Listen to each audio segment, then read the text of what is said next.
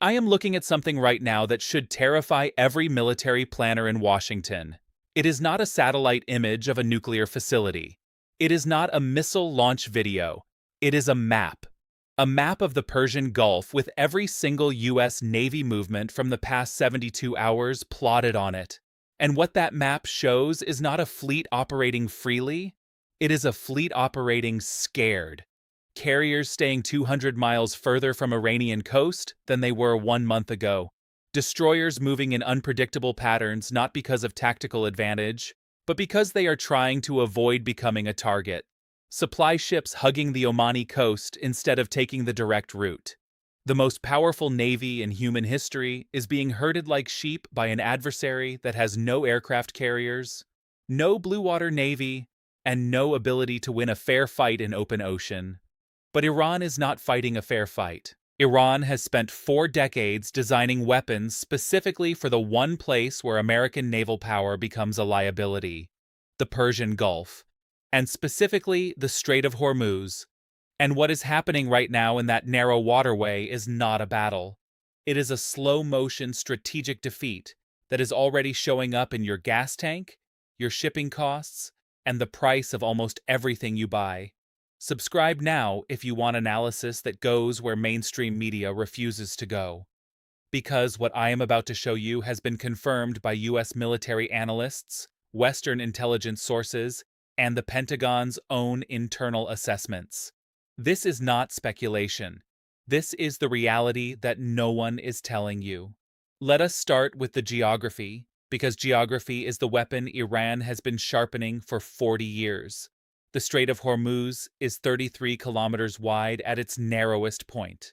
But the actual shipping channels, the deep water lanes where oil tankers can safely transit, are only 2 to 3 kilometers wide. The average depth along those lanes is approximately 50 meters. To put that in perspective, a U.S. Virginia-class attack submarine is 115 meters long. It cannot turn in that space. It cannot maneuver.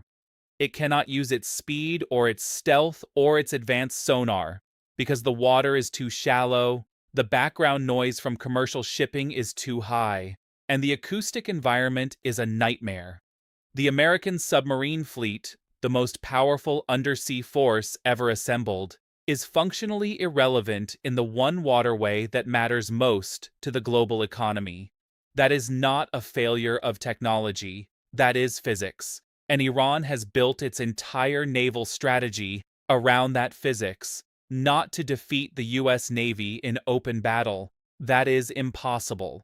But to make the cost of operating in the Gulf so high, so unpredictable, and so psychologically draining that the rational choice becomes avoidance. Now let me tell you about the specific weapons that make this possible, because they are not what you think.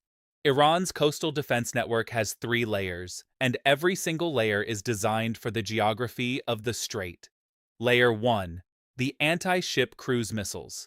Iran currently operates over 2,000 anti-ship cruise missiles, according to the IISS Military Balance.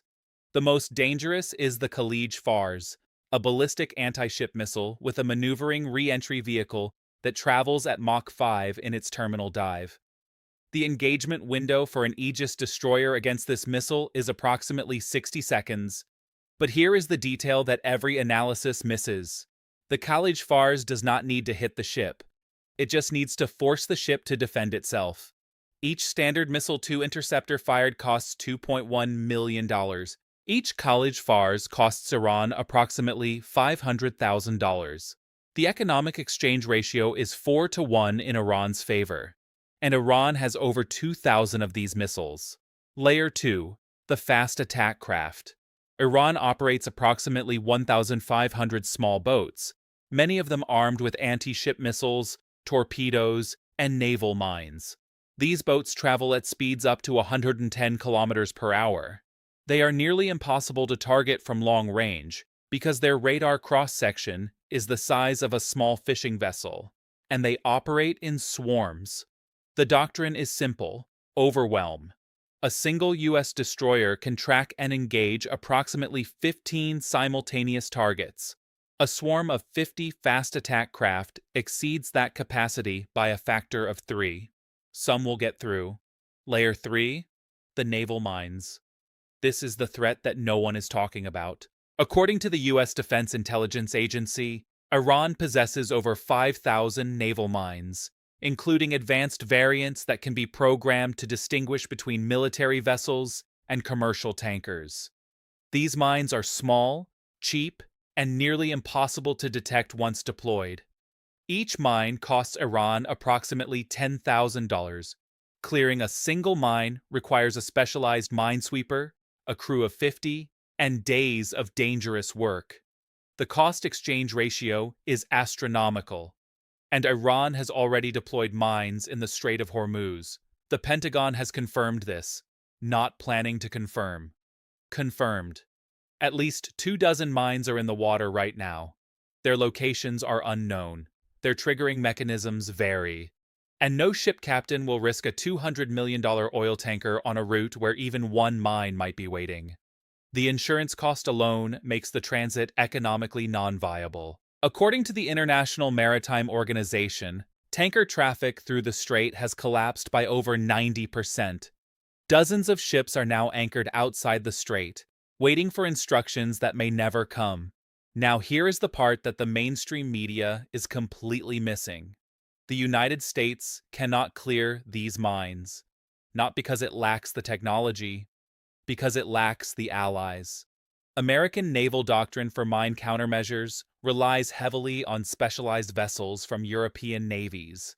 Germany, France, the United Kingdom, Italy, and Spain all possess mine-sweeping capabilities that would be directly relevant in the shallow waters of the strait, and every single one of them has refused to participate.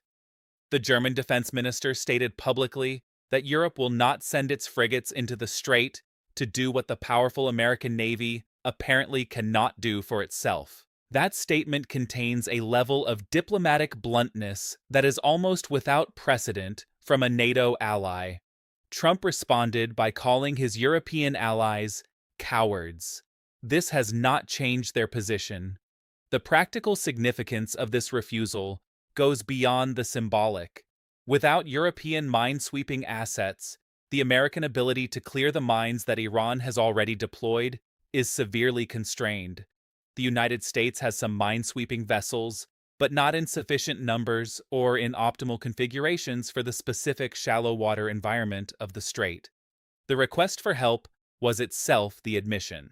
If the task were achievable at acceptable risk, the United States would not need European help to do it. Let me give you the numbers that explain why this situation is so dangerous. Before the current escalation, approximately 17 million barrels of oil pass through the Strait of Hormuz every single day. That is 20% of global oil supply. Today, that number has dropped to less than 2 million barrels per day, a 90% collapse. Brent crude has exceeded 110 per barrel. American motorists in parts of the country are paying prices at the pump that have nearly doubled since this conflict began, from $3.50 per gallon to over $6 in some markets within weeks. Every dollar that oil climbs above its pre-crisis baseline represents a direct transfer of economic leverage from Washington to Tehran, not through diplomacy, not through military victory, through small submarines and cheap mines sitting silently on the seabed. According to the U.S. Energy Information Administration, approximately 30% of the world's liquefied natural gas and 25% of seaborne oil trade pass through the strait annually. When that traffic collapses by 90%, the effects do not stay inside the Persian Gulf. They move through every supply chain, every heating bill, every airline ticket, every grocery store margin on the planet. And if you live in a city that depends on natural gas for heating or electricity generation, what is happening in the Strait of Hormuz is not a foreign policy story. It is a utilities bill story. If you own a vehicle or rely on freight transportation, it is a gas price story. If you operate a business with any logistics component, it is a cost of goods story. The submarines nobody can find have already reached into your life whether you know it or not. There is a genuine strategic constraint on Iran's side that requires honest acknowledgement. Presenting only one side of a complex strategic picture is the kind of analysis we criticize in other outlets. And this channel is not going to do that.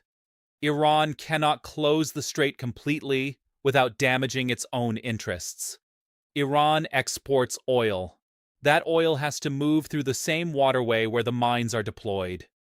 A completely blocked Strait of Hormuz does not just harm American naval operations and Western energy supply chains.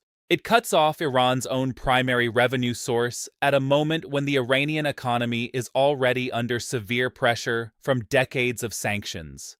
This is why the Trump administration's reported willingness to negotiate on oil sanctions actually has a strategic logic behind it.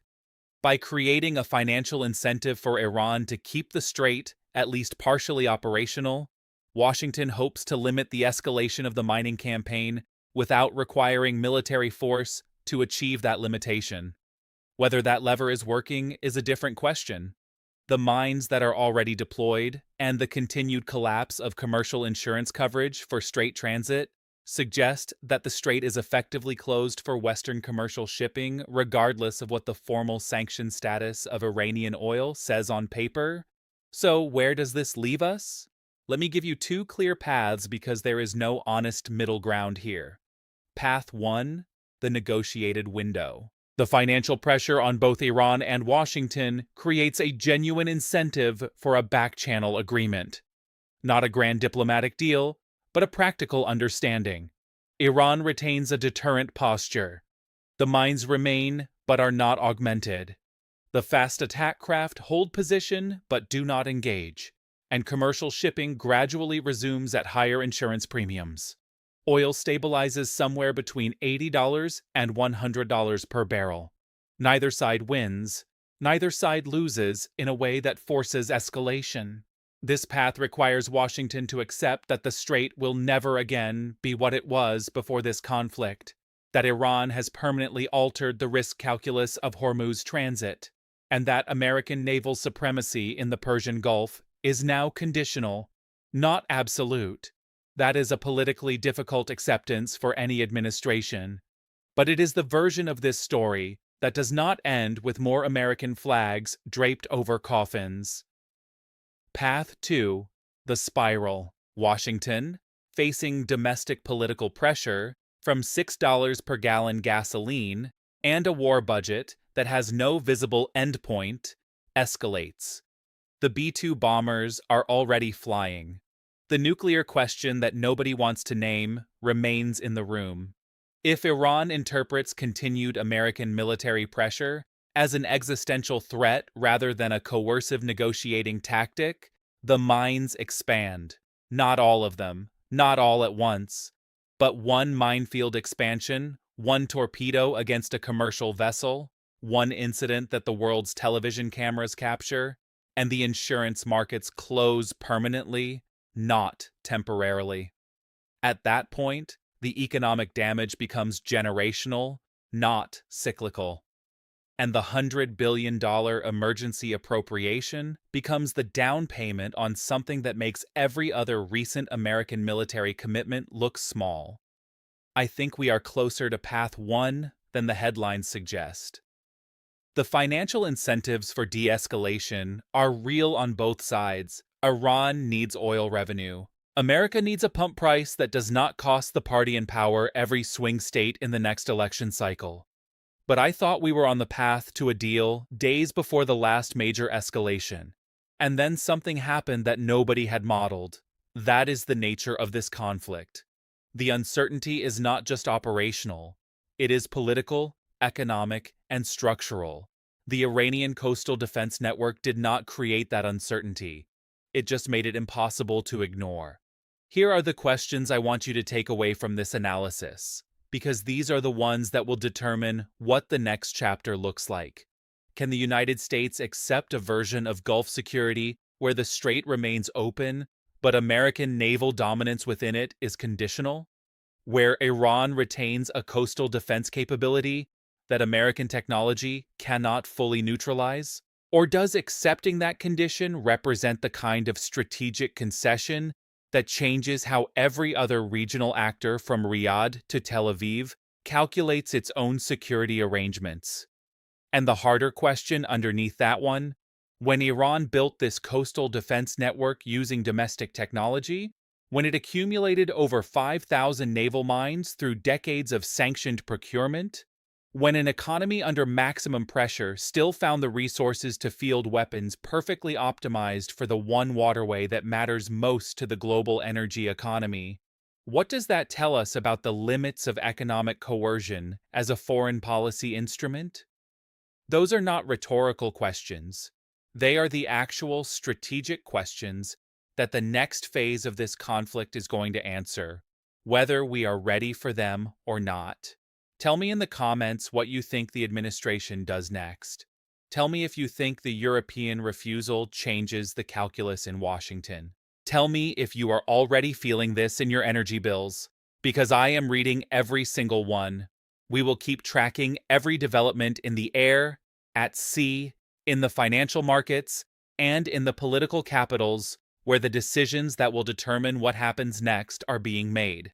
That is what this channel does every single day. Subscribe now. Share this analysis with everyone in your network who is trying to understand why the energy prices they are paying at the pump are the direct consequence of weapons too small to see and too dangerous to ignore. Turn on notifications so you do not miss the next update.